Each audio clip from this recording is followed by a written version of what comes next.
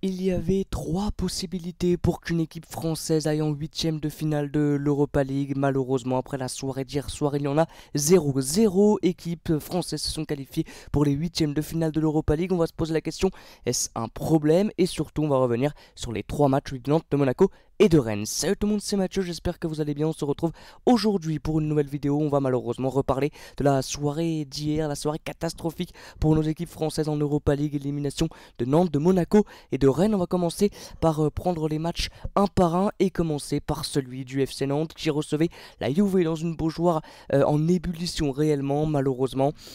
Ouverture du score très rapide dans la rencontre grâce à André Di Maria, des très grands soirs.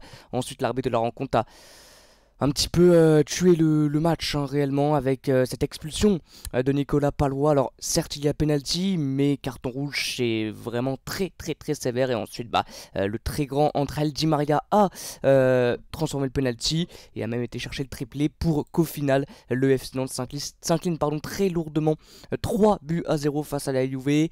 Dès que le carton rouge c'était déjà le match fini réellement, alors qu'en début de rencontre on avait une équipe nantaise plutôt entreprenante qui allait vers l'avant, qui s'est pris ce but très rapidement, ce but exceptionnel de monsieur André Di Maria, mais derrière voilà il y a le penalty et malheureusement l'arbitre a tué un petit peu le match avec ce carton rouge sur Nicolas Pallois. Voilà, ensuite on va parler de l'AS Monaco. C'est vraiment un gâchis, c'est comme ça que j'ai aimé l'appeler, que je l'ai appelé, parce que c'est vraiment un gâchis. L'AS Monaco aurait pu aller loin dans cette compétition, on le voit, ils sont en forme en Ligue 1, ils ont réalisé un super match aller et là ils se sont complètement écroulés contre le Bayer Leverkusen. Heureusement qu'ils ont été chercher la prolongation et cette séance de tir au but. Malheureusement après c'est la loterie, une loterie que les coéquipiers de Moussa Diaby ont remporté 5-3 au tir au but. C'est vraiment dommage, voilà, c'est vraiment dommage. T'es à domicile, là c'est vraiment un gâchis. Encore Nantes, bon c'était très compliqué, on le savait.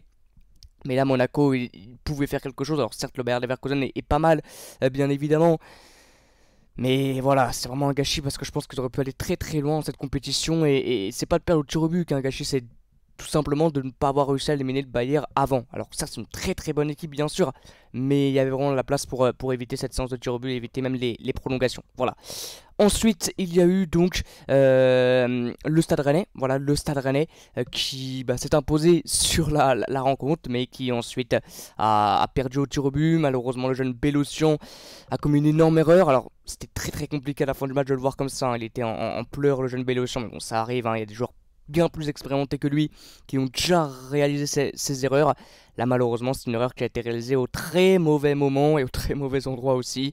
Voilà, malheureusement derrière ça a emmené le Shakhtar en prolongation et au tir au but. Rennes a fait quand même une bonne rencontre avec un Jérémy Doku en feu exceptionnel. Jérémy Doku hier, Kartoko Ekambi a été très bon aussi. Après c'est vrai que c'était de la jeunesse en défense centrale, hein, Omari et Bélocian. Il y avait Théâtre, il y avait Rodon sur le banc.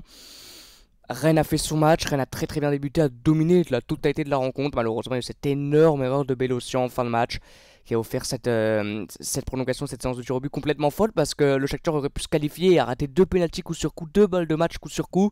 Et ensuite, malheureusement, il y a un pénalty raté de Leslie Gochoko qui a emmené le Shakhtar ensuite en huitième de finale de la compétition. Ça, c'est un petit gâchis parce que sur la totalité de la rencontre, peut-être pas sur la totalité des deux matchs, je sais pas, j'ai pas vu le match aller, mais sur le match d'hier, réellement, Rennes aurait vraiment pu l'emporter et éviter cette séance de prolongation. Malheureusement, voilà, Bélocian a fait cette erreur, mais il faut pas non plus lui en vouloir, lui tomber dessus. Bien évidemment, c'est un très jeune joueur et voilà, ça arrive.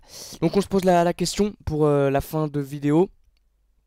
Simplement, est-ce que c'est un problème qu'il n'y ait plus l'équipe française en Europa League? Déjà un problème dans le sens où est-ce qu'on a le niveau, nous, équipe française, pour l'Europe?